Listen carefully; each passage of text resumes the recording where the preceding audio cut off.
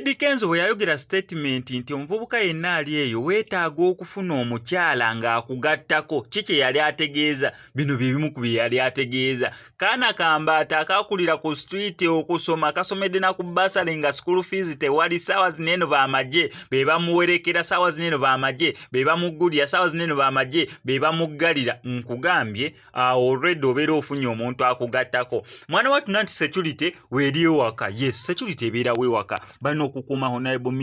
honorable minister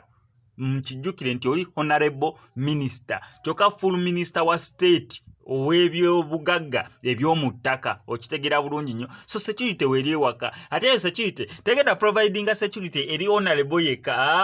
mwana wattu erina okuprovidinga security eri family ya honorable ate family ya honorable yaani oba yekulirwani honorable mukyala ye honorable Fiona Nyamutoro era ng'akulira family ya honorable Fiona Nyamutoro ye mukulu Eddie Kenzo musuuza amakulu mu kyo funa omuntu akugattako subtractinga wano no minusingako wano ogenda timesinga by 0 no addingako wano gendo laba nga byonna obeera olina okubeera nga ofunako akasente kayingirawo honorable minister aleeta Eddie Kenzo shows zitambula bulungi nnyo madalaka nalabye nga azzeemu okubeera nga agitimbo tuwa gyagendako